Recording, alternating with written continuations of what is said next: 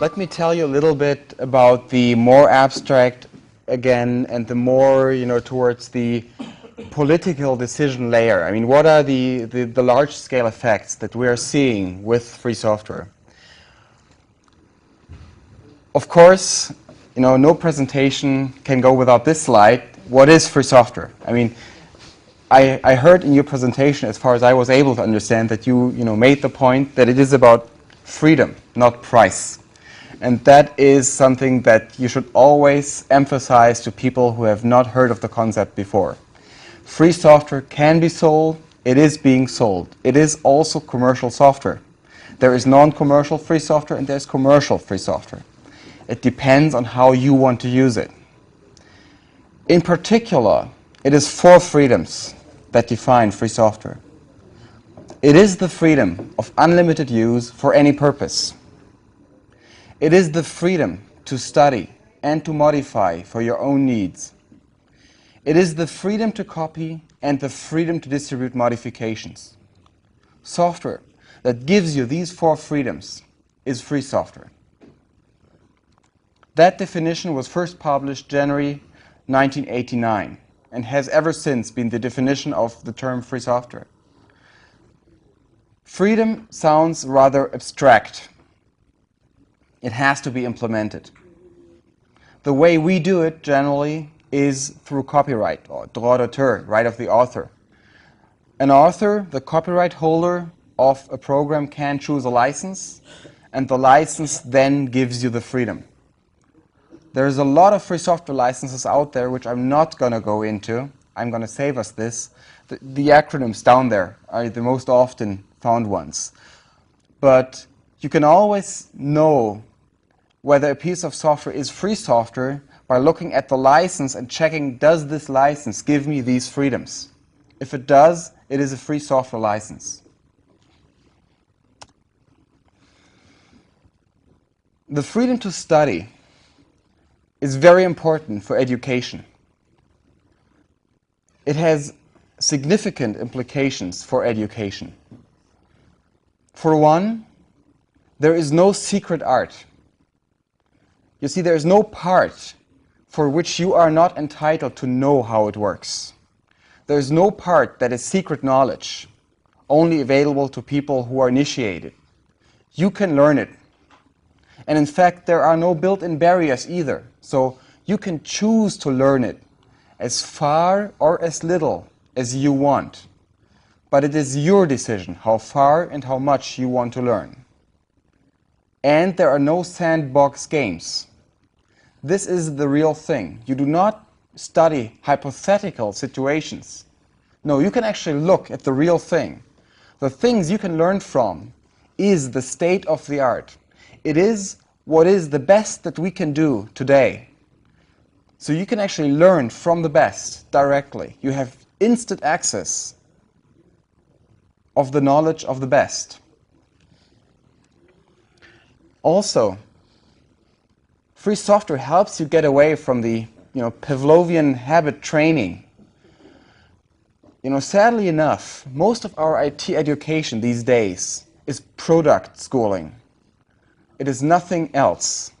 It is pure product schooling. How do I use that product of that company? That is like, teaching children how to operate microwaves or can openers. That is not exactly what we want them to understand. We want them to understand the principles behind it. So free software allows you to shift the paradigm from teaching products to learning principles. And no privileges for the rich. I know that several proprietary software companies say, oh, it's no problem, we're going to outfit your schools, we're going to, give you all the licenses. That is not a problem. Now, they're forgetting about one thing. When pupils do their homework, they actually need the same software at home, which means when you use proprietary products, you obligate the parents of all the children to buy that software for their computers at home. They cannot take it home. With free software, they can. The students are encouraged to take home the software. And in fact, they're even encouraged to teach their parents, their grandparents how to use it. So you have a horizontal transfer of knowledge within society even. And that is a wanted effect. It is perfectly legal. It is encouraged to do so.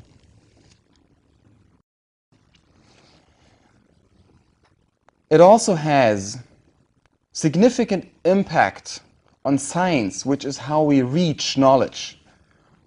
We all know that the scientific method depends upon the free exchange of knowledge and thoughts.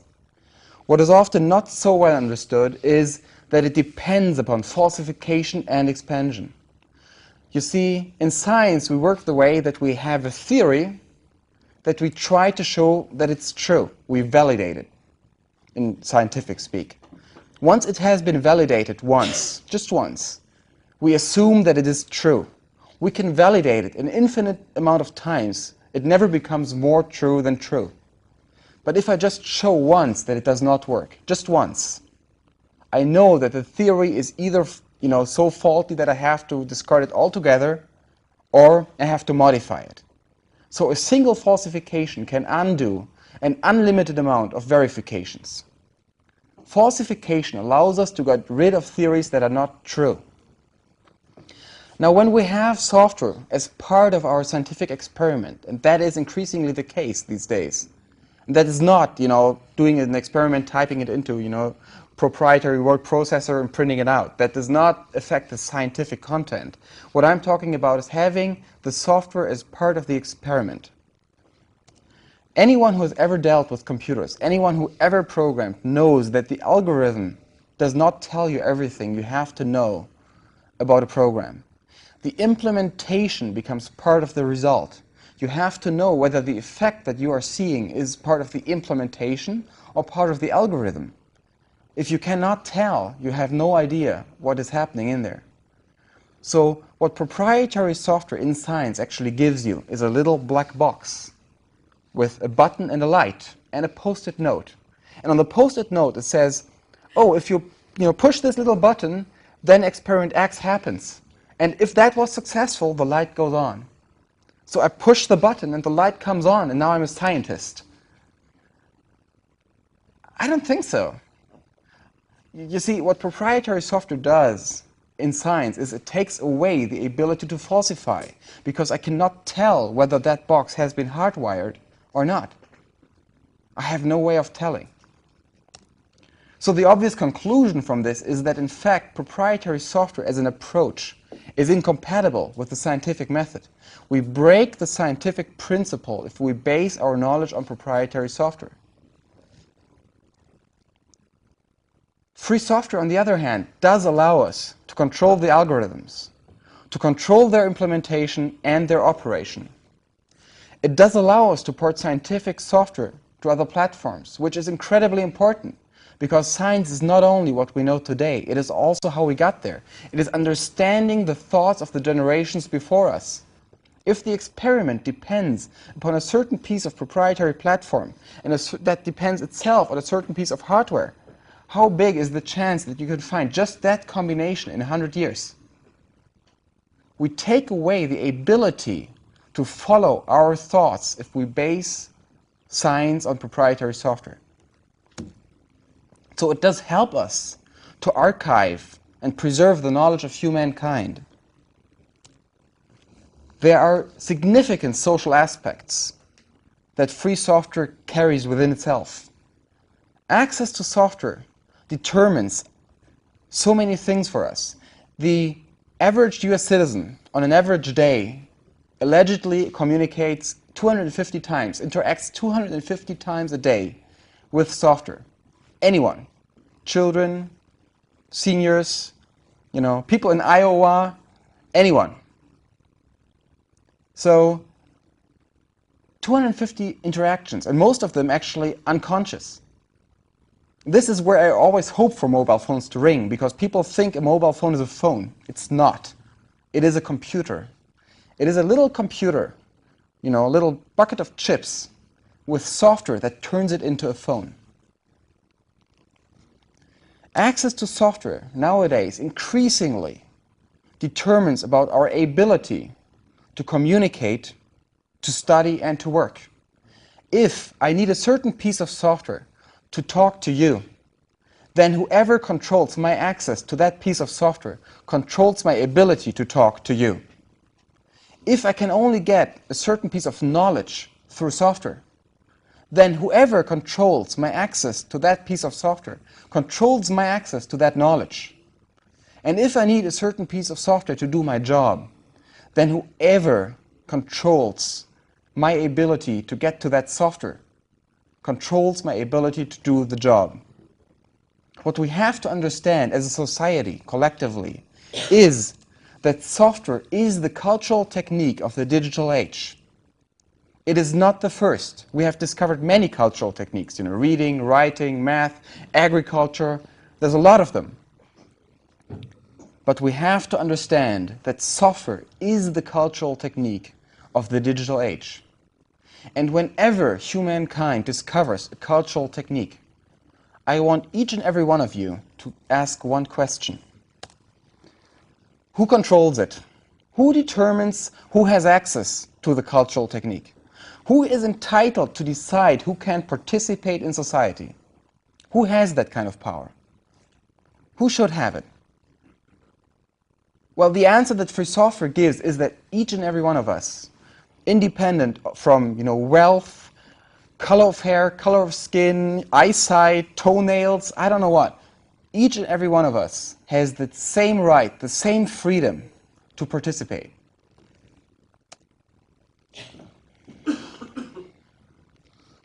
Let me do a brief detour into national economy here, because there is this long-term effect by using free software in education in particular that affects national economy indirectly, very significantly. Business requires, in general, communication between vendors and customers. I think we don't have to debate this one. We have a second fact that we know from sociology, that each and every one of us knows any other over no more than 5 others. I mean, sometimes it's 6, sometimes even 7. Here it may be less, I don't know. But there is a finite number of people that connect us to each other. We could all play the game to go to any person in this room and try to find the people that we know each other through or over. And then we know from experience that proprietary software tends to only work properly with itself. If I want to work with somebody who uses a certain piece of proprietary software, I usually have to have the same piece of proprietary software. Very often even the same version. Anyone who has ever upgraded from one proprietary word processor's version to another knows that very often the files will not get read properly. It's a hassle. And even that hassle is often enough to make the cooperation difficult to impossible. Now, theoretically, open standards provide a way out of this. But that is misleading, because, you see, so far, in the last 30 years, never, ever has any proprietary software vendor resisted the temptation to improve an open standard in a way that you could migrate to that implementation, to that vendor's product, but not away from it anymore. Never have we seen such a case. That effect is in fact so common that it has its own term. There is a term, vendor lock-in, that was coined for that kind of behavior. It is so common. What happens if we add these 3? Let's add them up. We immediately realize that the proprietary software system has a monopolizing tendency. There is a system inherent tendency in the system to build a monopoly. So I'm not saying Microsoft is evil. In fact, I think Microsoft was the natural consequence of the system. We had to have something like it. And they do not limit themselves to software because they proliferate into the hardware domain. You see, this bundling of one piece of hardware comes with one piece of software, and one piece of software only runs on that hardware. It's a deliberate effect. That is why people refer to it as the Wintel monopoly. But that is the natural result of the system. If it were not those companies, it would be someone else. We just exchange the name of whoever rules us if we just destroy the company without changing the system. And this does not only affect the software and hardware companies of a country. No, I mean, this is from Germany, a Fraunhofer ISST study. More than 50% of all German industry and more than 80% of all the exports, and Germany is an export nation, depend on ICT. Information communication technologies actually are a fundament. They are a business enabler, as they are called in business speech. And that business enabler with free software is independent and equally available for all. Free software has networking effects that encourage local vendors and services. You see, you can have local people solve the problem of the people in that country. It encourages local industry and economy. You can actually have the knowledge in the country and transfer it between the citizens of a country. And there's one very good example where this is put in practice. India is a very interesting country.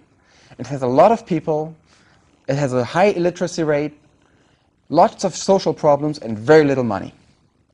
So they are, you would think, in a very bad situation. So what have they done? They wanted to increase the computer literacy of the population. Well, they could never afford buying, hard-end software from the north and distributing it to their people. Plus, it wouldn't really help them anyway. Not in the long term, not as much as what they have done has helped them, because instead they chose to have local engineers design a PDA, personal digital assistant, these little handheld devices. Then they set up local factories to produce them and a local company to sell them. It started shipping a month and a half or 2 months ago for $150 US. They think they can bring down the price to $100. Why could they do that? Because of free software. Free software allows you to port it to other platforms. So they had the freedom to use the full power of free software. This is not breadcrumbs off the rich people's table. This is the real thing. Their software is by no means worse than the software I have on this laptop. It is the same thing. And here comes the beauty of it. When India now decides to say, okay, let's increase the computer literacy of our population. So we set up an educational program and put a lot of money into these computers to educate our people. We give them out to the poor. What happens? Well, the money goes to the people who shipped it in the country, to the company that sold it, to the factory that produced it, to the engineers that designed it. At all times, does the money circulate in India. So the money keeps circulating in India instead of just jumping out of the country in the first hop, as it does for proprietary software. And it does that in Europe and here is the same way. I mean, Europe suffers from this as much as you do. It's just much richer, so it can suffer this a little longer. But even Europe has started to feel that pressure. So free software does allow you to set up a sustainable local soft and hardware industry. It does empower the national economy to a level that was unknown before. And when you have people leaving the schools knowing about free software, some of them starting business with free software, some of them becoming customers of free software, you actually encourage such network growth. Let me draw a resume. Free software offers the best answers that we know today. I'm not saying the only answers, I'm not saying the best answers for all time, but the best answers we know today for education, science, society, and national economy in the information age. And the choice really is ours. We can make that choice. And we can build a sustainable future upon this. We simply have to choose it. Thank you.